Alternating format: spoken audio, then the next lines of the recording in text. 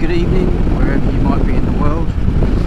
And just a quick little video today on the 5 things. This is a personal thing, so this isn't you must do this. This is a personal thing that for me has made what is already a bloody brilliant little bike into an even better bike. So yeah, as I say, personal, but these are the 5 things that I have done to make this superb bike, and I really love this bike.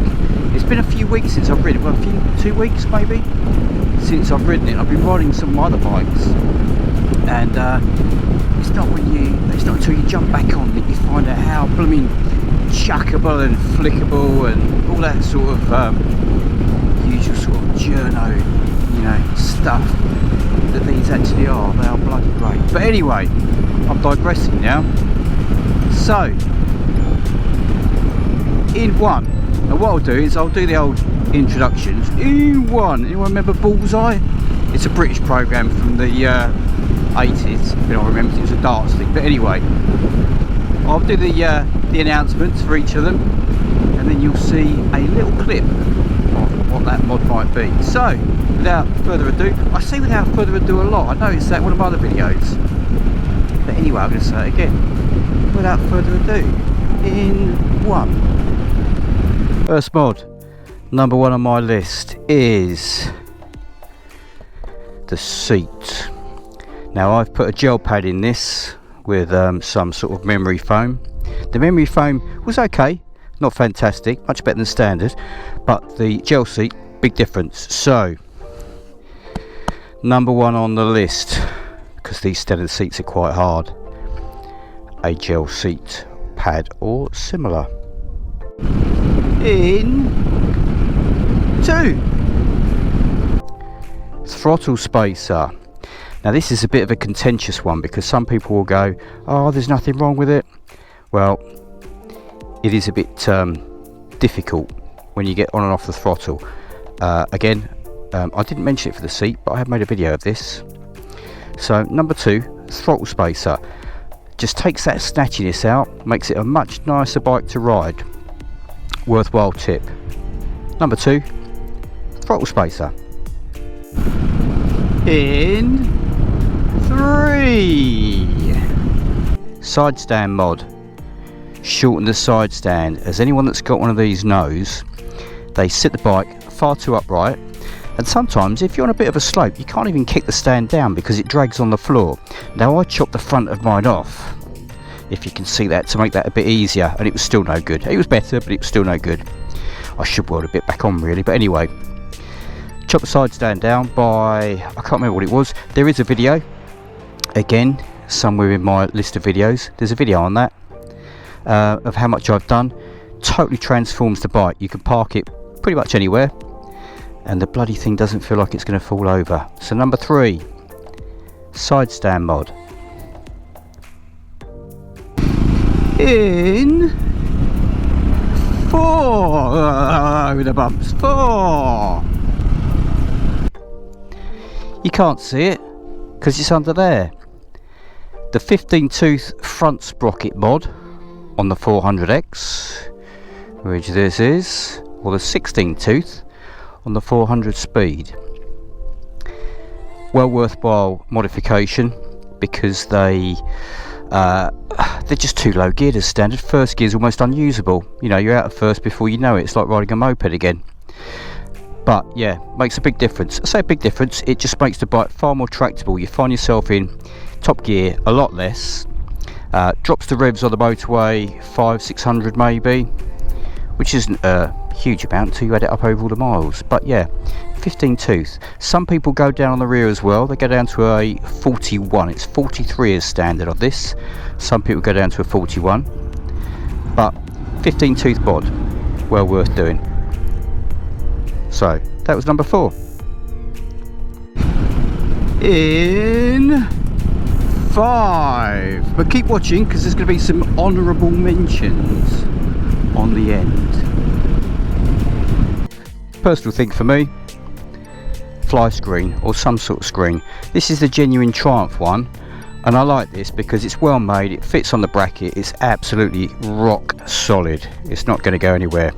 And it does mean that I can add the little fly screen on the top, which chucks a little bit more wind over me. So fly screen, if you're only using it around town on little lanes, probably not essential. But if you want to do longer trips, which I plan on doing, fly screen, keep the wind off. So that was number 5. Stay tuned for some honourable mentions.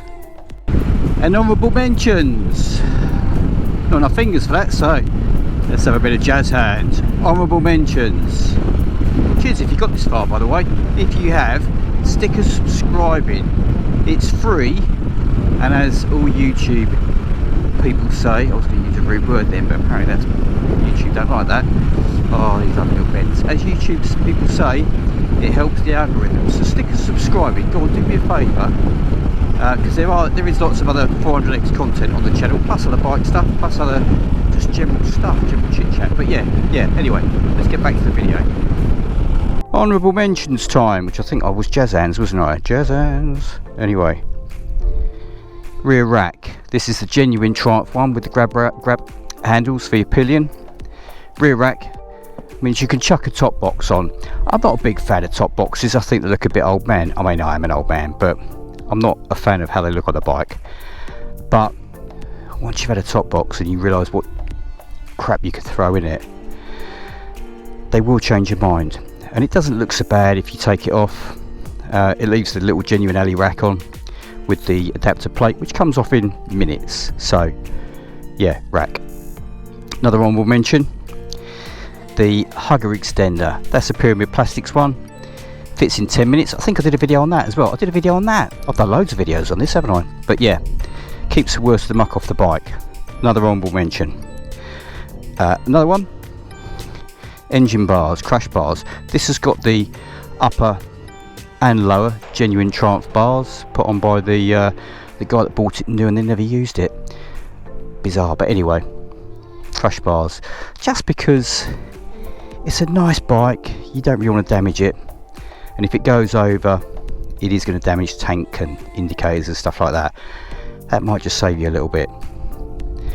And last but not least, we'll say last but not least because there is one more at the end. Rad cover.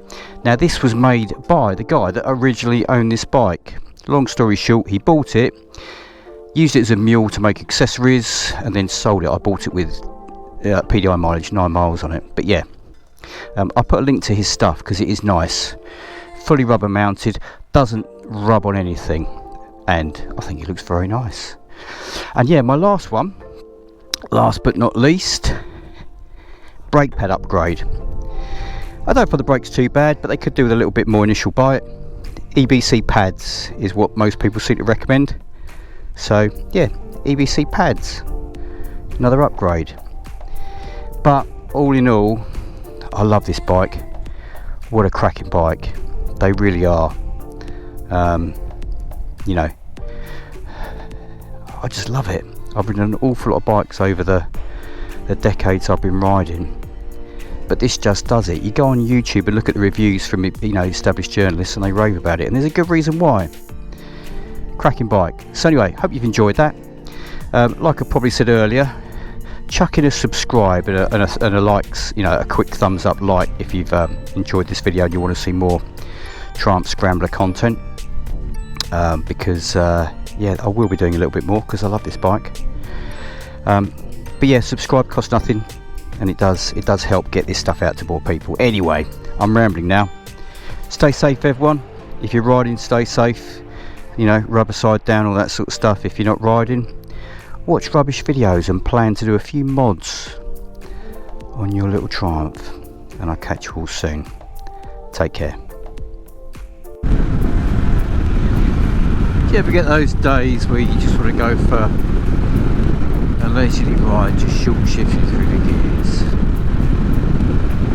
swinging through the lanes, just enjoying life on a motorcycle? Well, today's one of those days, but unfortunately, swinging through the lanes is slightly ruined by the harvest.